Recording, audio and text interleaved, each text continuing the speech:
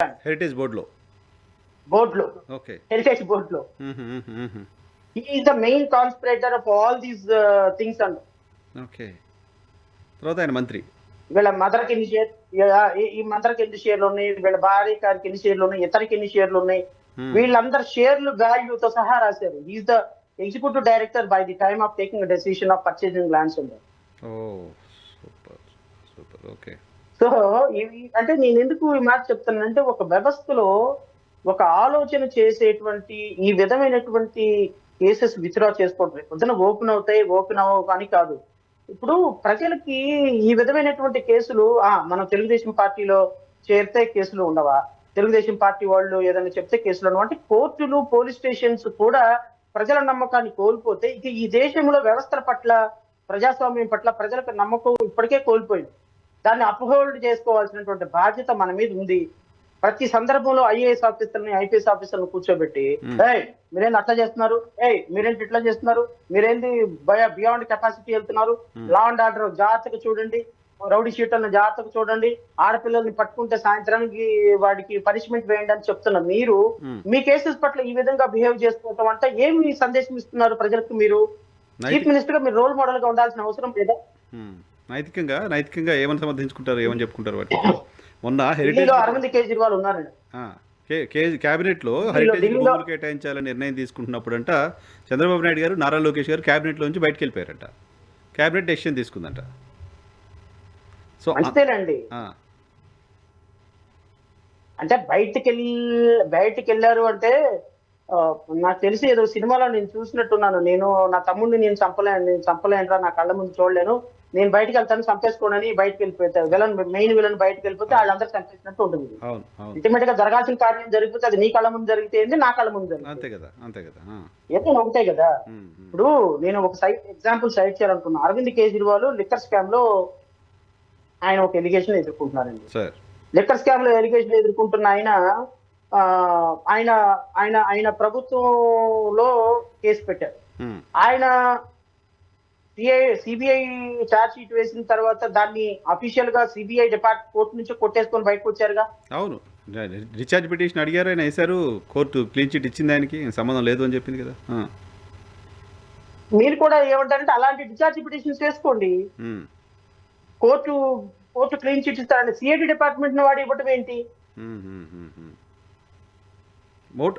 సరే, ఏదేమైనా నరసింహరావు గారు, నేను అనేది ఈ కేసెస్ ఒక చరిత్రకి, చంద్రబాబు నాయుడు గారి ఒక సుదీర్ఘమైన రాజకీయ ప్రయాణానికి ఇవి మాయన మచ్చలుగా మిగిలిపోతాయి.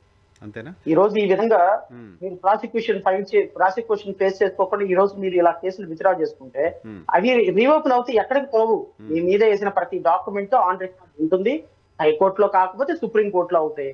కాకపోతే టైం 2026 అవుతాయా, 28 అవుతాయా, 29 అవుతాయా అనేది ఒకటే పాయింట్. 2-3 ఏళ్ళు వెయిట్ చేస్తాం, కానీ ఏమవుతుంది, మీ శేష జీవితం అనవసరంగా జైల్లో గడపాల్సిన పరిస్థితి ఉండదా కన్విక్షన్ పెడితే రేపొద్దున? దానికి బదులు ఈ లోపే లాలూ ప్రసాద్ యాదవ్ దానా కుంభకోణం ఉంది, లాలూ ప్రసాద్ యాదవ్ ఫేస్ చేయలేదా?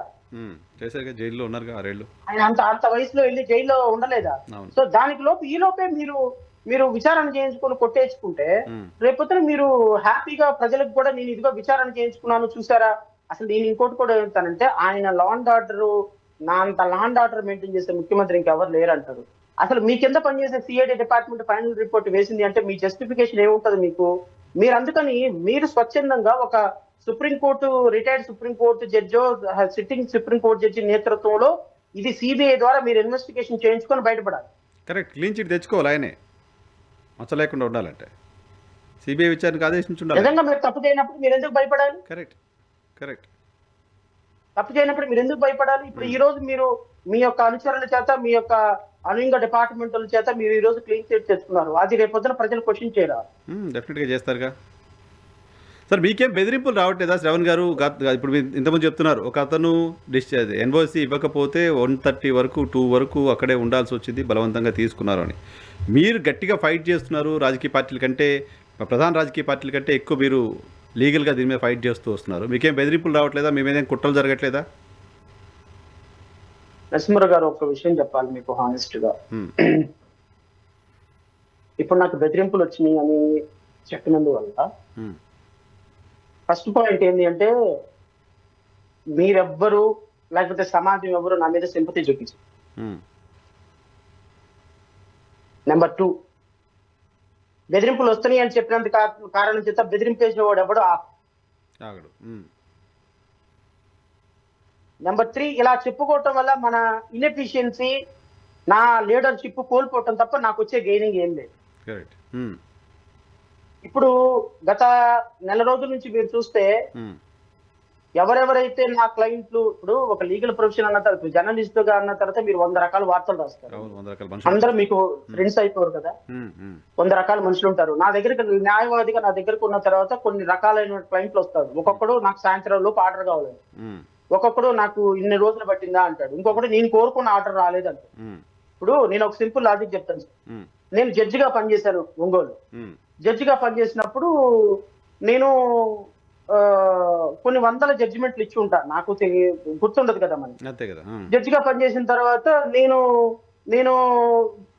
రిజైన్ చేసి ప్రాక్టీస్ పెట్టుకున్న తర్వాత అప్పుడెప్పుడో జడ్జిగా నేను ఒక జడ్జిమెంట్ ఇచ్చిన ఒక క్లయింట్ ఆ హైకోర్టులో వాళ్ళ ఏదో భార్యాభర్త 4-5 కేసులు ఉంటే, మీరు బాగా వాదిస్తారు సార్, నాకు అంత స్తోమత లేదు, ఆర్థిక స్తోమత లేదు, నేను ఇప్పటికే నాకు 10 ఏళ్ల నుంచి మెయింటెనెన్స్ కట్టలేదు మా ఆయన, నా దగ్గర డబ్బు లేవు, నాకు కేసు వాదించండి సార్ అంటే ఆవిడ తరపు నేను వకాలత్ చేశా హైకోర్టులో. ఓకే. వకాలత్ చేశానని వాళ్ళ అత్తయ్య గారు ఎవరైతే ఉన్నారో ఒక ముసలావిడ, ఆవిడ బార్ కౌన్సిల్కి రిపోర్ట్ ఇచ్చింది.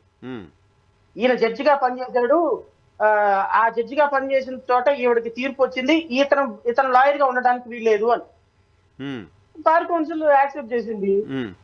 ఎందుకు వకాలత్ చేసావంటే, అది నాకు తెలియదు, యాజ్ ఎ లాయర్ గా నేను మారిన తర్వాత వకాలత్ వేసా, వాట్ ఈస్ రాంగ్. ఆమె ఒక 3-4 కేసుల్లో పెట్టింది. ఇప్పుడు వాళ్ళ దగ్గరికి వెళ్ళిపోయి, ఎవరెవరైతే నా క్లయింట్లు ఉన్నారో వాళ్ళ దగ్గరికి వెళ్ళిపోయి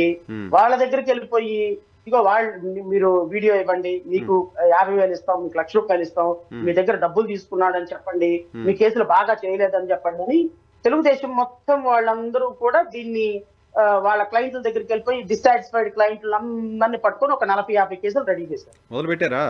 ఆల్రెడీ నేను అనంతపురం నుంచి, అయ్యో మీకు చెప్పలేదు, ఇప్పటికి 4 ఎఫ్ఐఆర్లు నమోదైంది. ఆ 4 ఎఫ్ఐఆర్లు నేను మీకు పంపిస్తాను చూడండి.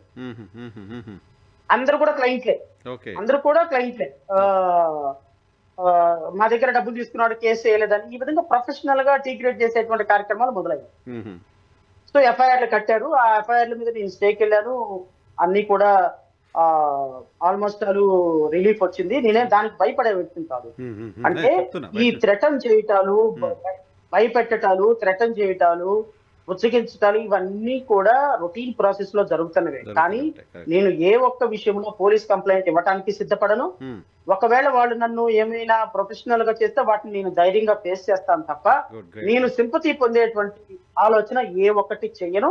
అండ్ మీకు కూడా నేను రిలీజ్ చేయను. మీరు అడిగారు కాబట్టి, ఈ సందర్భంలో చెప్పాల్సి వచ్చింది కాబట్టి నేను చెప్పాను తప్ప, నారా లోకేష్, ఐటీడీపీ వాళ్ళు ఎంత టార్గెట్ చేశారు, తెలుగుదేశం మీడియా నన్ను ఎంత టార్గెట్ చేసింది, సోషల్ మీడియాలో ఎలా టార్గెట్ చేశారు, నన్ను ప్రొఫెషనల్ గా, పర్సనల్ గా, నా ఇమేజ్ ని, నా క్యారెక్టర్ ని అసాసినేట్ చేయడానికి వాళ్ళు ఎంత తీవ్రంగా ప్రయత్నం చేస్తున్నారో నాకు తెలుసు. నేను ఫేస్ చేయలేని పరిస్థితుల్లో ఏం లేను. చేయకుండా ఉండరు కదా, క్యారెక్టర్ అసాసినేషన్ చేస్తారు, సోషల్ మీడియా వీళ్ళు నన్ను టార్గెట్ చేసినంత వరకు నేను ఇంకా డే బై డే స్ట్రాంగ్ అవుతాను తప్ప ఎప్పుడు వీక్ అవును. ఎందుకంటే నేను ఎప్పుడు తప్పు చెయ్యను, తప్పు మాట్లాడను. అంటే ఇంకోటి, నా పోరాటం ఎప్పుడు కూడా ప్రభుత్వం మీదే ఉంటుంది. నేను ప్రతిపక్షాన్ని ఒక్క మాట అను. పోయినసారి మీరు ఎందుకు తెలుగుదేశానికి సపోర్ట్ చేశారంటే ప్రతిపక్షం కాబట్టి సపోర్ట్ చేశారు. ప్రతిపక్షాన్ని మనం నిందించకూడదు. ఎందుకంటే ప్రతిపక్షం అంటేనే ప్రజలు శిక్ష వేస్తే అక్కడ ఉన్న వాళ్ళు. పైగా ప్రశ్నిస్తాం. ప్రజల పాయింట్ ఆఫ్ వ్యూలో ప్రభుత్వాలే నిర్ణయాలు తీసుకుంటున్నాయి కాబట్టి ప్రభుత్వ నిర్ణయాలు తప్పుంటే వాళ్ళనే ప్రశ్నిస్తాం, ఇంకెవరిని ప్రశ్నిస్తాం? సో ప్రభుత్వాన్ని ప్రశ్నించటం మా పార్టీ లక్ష్యం. ప్రభుత్వం చేత ప్రజలకి మంచి జరిపించేటట్టు చూడాలి. ఇది నా బాధ్యత, మా పార్టీ ఐడియాలజీ. కాబట్టి always question government, ruling party.